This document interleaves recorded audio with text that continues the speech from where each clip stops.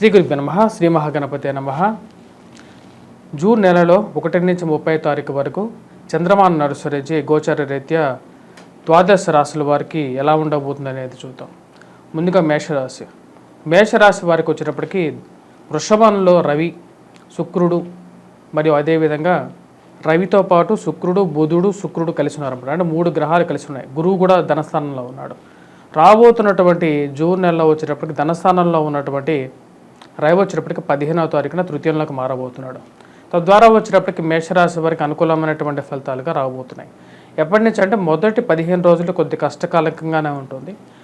దానికి ముఖ్య కారణం వచ్చేటప్పటికి జూన్ 1వ తారీఖున కుజుడు జన్మరాశిలోకి సంచారం జరగబోతుంది.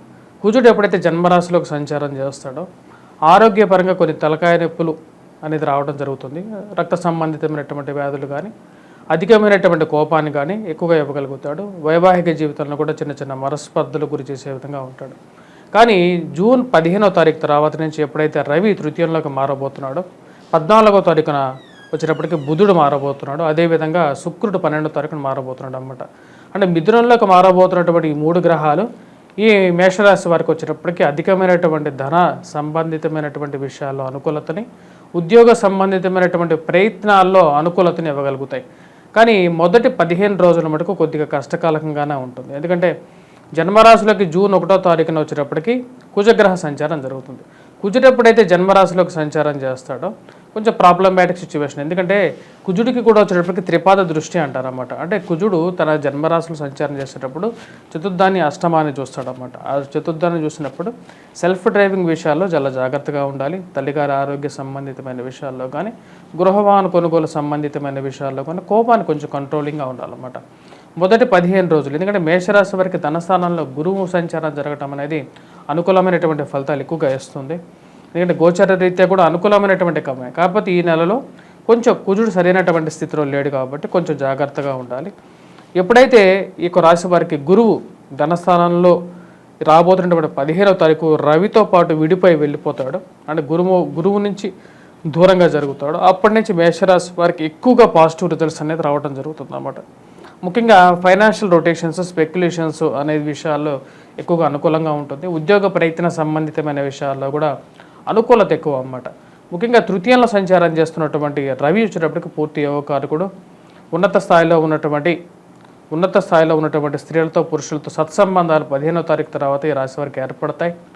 గ్రూప్స్, సివిల్స్ ఎగ్జామ్స్ గురించి ప్రయత్నాలు చేస్తున్నటువంటి వారు, ఎగ్జామ్స్ రాసినటువంటి వారు, వారికి కొంచెం అనుకూలమైనటువంటి ఫలితాలు 15వ తారీఖు తర్వాత రావడానికి ఎక్కువగా మూలకారకంగా ఉందన్నమాట.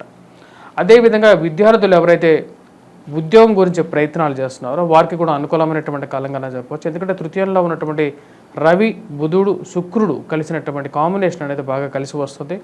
అదేవిధంగా గురువు ధనస్థానంలో ఎప్పుడైతే ఈ 15వ తారీఖు తర్వాత ఈ రాశి వారికి దూరంగా జరుగుతాడో, అంటే గురువు నుంచి రవి ఈ గ్రహాలు ఎప్పుడైతే దూరంగా జరుగుతాయో అప్పటి నుంచి వీరికి ఎక్కువగా అనుకూలమైనటువంటి కాలంగా చెప్పవచ్చు అన్నమాట. ముఖ్యంగా స్థిరచరాస్తుల కొనుగోలు సంబంధితమైన విషయాలు 15వ తారీఖు తర్వాత టైం అనేది చాలా బాగుంది. జన్మరాశిలో సంచారం చేస్తున్నటువంటి కుజుడు 1వ తారీఖు నుంచి జూన్ 1వ తారీఖు నుంచి రాబోతున్నటువంటి 45 రోజుల పాటు ఈ రాశి వారికి జన్మరాశిలోకి కుజగ్రహ సంచారం జరుగుతుంది అన్నమాట. 45 రోజుల పాటు జన్మరాశిలో కుజగ్రహ సంచారం జరుగుతున్నప్పుడు సెల్ఫ్ డ్రైవింగ్లో జాగ్రత్తలు అనేది అవసరం 1వ తారీఖు నుంచే. అదేవిధంగా అష్టమంలో కుజుడు యొక్క దృష్టి అనేది ఉంటుంది అన్నమాట. సప్తమాన్ని చూస్తాడు, అష్టమాన్ని చూస్తాడు కాబట్టి జీవిత భాగస్వామి ఆరోగ్య సంబంధితమైన విషయాల్లో జాగ్రత్త అనేది ముఖ్యం. అదేవిధంగా ఈ రాశి వారికి వచ్చేటప్పటికి ఆరోగ్యపరంగా కొన్ని జాగ్రత్తలు అనేవి తీసుకోవాలి ముఖ్యంగా. ఎందుకంటే మొదటి 15 రోజుల్లో ఎక్కువగా జాగ్రత్తలు అనేది అవసరం.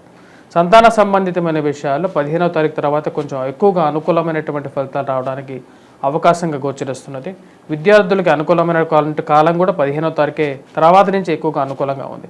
మొదటి 15 రోజులు ప్రయాణ సంబంధితమైన విషయాలతో జాగ్రత్తలు అనేవి తీసుకోవాలి. రాజకీయ రంగ ప్రముఖులకి అనుకూలమైనటువంటి కాలంగానే చెప్పచ్చు. ఎందుకంటే 15వ తారీఖు తర్వాత రవి చాలా మంచి స్థానంలోకి వెళ్తున్నాడు. తద్వారా వచ్చేటప్పటికి పేరు ప్రఖ్యాతులు రావడానికి ఎక్కువగా అనుకూలంగా ఉంది. సంఘంలో గౌరవము, గుర్తింపు పొందగలుగుతారు. 10 మందిలో మీ పేరు నానుడిగా ఉండగలుగుతుంది. ముఖ్యంగా చెప్పాలంటే పొలిటికల్గా మీరు తీసుకున్నటువంటి నిర్ణయాలు ఏవైతే ఉన్నాయో ఆ నిర్ణయాలు కరెక్ట్ అని చెప్పేసి 10 మంది మిమ్మల్ని మెచ్చుకోవటం, మీకు నచ్చినటువంటి వారు మీకు ఎవరైతే ఇష్టపడి మీరు వారి వెనకాల ఎక్కువగా ప్రచారం చేస్తారో, లేకపోతే ఎవరినైతే మీరు ఎక్కువగా ఇష్టపడ్డారో వారే గెలవటం అనేది, వారితో ఉన్నటువంటి సత్సంబంధాలు అనేది మీకు ఉపయోగపడడం అనేది మీకు ఆ అంచనాకి తగినట్టుగా ఉంటుందన్నమాట. ఇది మీ మానసిక ఆనందానికి గల కారకంగా ఉంటుంది. ఓవరాల్గా వచ్చేటప్పటికి ఈ రాశి వారికి జూన్ నెల అనేది మంచి అనుకూలమైనటువంటి ఫలితాలుగానే చెప్పవచ్చు. ప్రయాణ సంబంధితమైన విషయాల్లో మొదటి 15 రోజులు కొద్దిగా ప్రయాణ ఒడిదుడుకులు ఎక్కువగా ఉన్నా సరే ఆరోగ్యపరంగా, తర్వాత ఈ నెలలో మొత్తం రిమైనింగ్ 15 రోజులు ఏవైతే ఉన్నాయో 30 తారీఖు వరకు కూడా అనుకూలమైనటువంటి కాలంగానే చెప్పవచ్చు. కుజుడు జన్మరాశిలో సంచారం చేస్తున్నాడు కాబట్టి అంత యోగ్యకారకమైనటువంటి ఫలితాలు ఇవ్వట్లేదు. ఈ రాశి వారు ఎటువంటి పరిహారాలు చేసుకోవాలి అనేది కూడా మనం చూద్దాం. ఇప్పుడు వచ్చేటప్పటికి వివాహ ప్రయత్న సంబంధితమైన విషయాల గురించి ఎవరైతే ప్రయత్నాలు చేస్తున్నారో వారికి కూడా 15వ తారీఖు తర్వాత మంచి అనుకూలమైనటువంటి కాలంగా చెప్పవచ్చు. మరియు అదేవిధంగా tea stalls, book stalls run చేస్తున్నటువంటి వారికి కూడా అనుకూలమైనటువంటి కాలంగా, ఫైనాన్షియల్ రొటేషన్స్, స్పెక్యులేషన్స్లో ఎక్కువగా అనుకూలమైనటువంటి ఫలితాలు రావడానికి అవకాశం అనేది ఎక్కువగా గోచరిస్తూ ఉన్నది. మరియు అదేవిధంగా ధన సంబంధితమైన వ్యవహారాల్లో అనుకూలమైనటువంటి ఫలితాలుగా చెప్పవచ్చు 15వ తారీఖు నుంచి. ఈ రాశి వారు చేసుకోవాల్సినటువంటి పరిహారాల్లో మొదటి 15 రోజులు వచ్చేటప్పటికి ముఖ్యంగా ఇన్వెస్ట్మెంట్స్ పరంగా కొద్దిగా జాగ్రత్తగా ఉండాలి. అధికమైనటువంటి ఖర్చులు, ఇన్వెస్ట్మెంట్స్ గురించి కుజుడు వ్యయ స్థానంలో ఉన్నాడు, అనుకూలమైనటువంటి ఫలితాలు ఇవ్వట్లేదు. అదేవిధంగా ఈ రాశి వారికి ధనస్థానాల్లో రవిగ్రహ సంచారం జరుగుతున్నది. రవి గురువు కాంబినేషన్ అన్నమాట. అది ఎప్పుడైతే రవి గురువు కాంబినేషన్ సెకండ్ హౌస్లో జరుగుతుంటుందో అంత అనుకూలంగా ఉండదు అన్నమాట. ముఖ్యంగా ఇరుగు పొరుగు సఖ్యతతో మాట్లాడేటప్పుడు కొద్ది జాగ్రత్తలు అనేది ఎక్కువగా ఉండాలి. మీ మాటలో ఉన్నటువంటి కటుత్వాన్ని మీరు ఎక్కువగా బయటికి వ్యక్తపరచద్దు. ఆ విషయంలో తగు జాగ్రత్తలు అనేది చాలా ముఖ్యం అన్నమాట. సో ఈ యొక్క రాశి వారు ముఖ్యంగా వచ్చేటప్పటికి మొదటి 15 రోజుల్లో రవి యొక్క అనుకూలత కోసం, అంటే సూర్య భగవానుడి యొక్క అనుగ్రహత కోసం ఉదయం 6 నుంచి 7 గంటల సమయంలో ఇక రాశి వారు రవిహోరా సమయం అంటారు.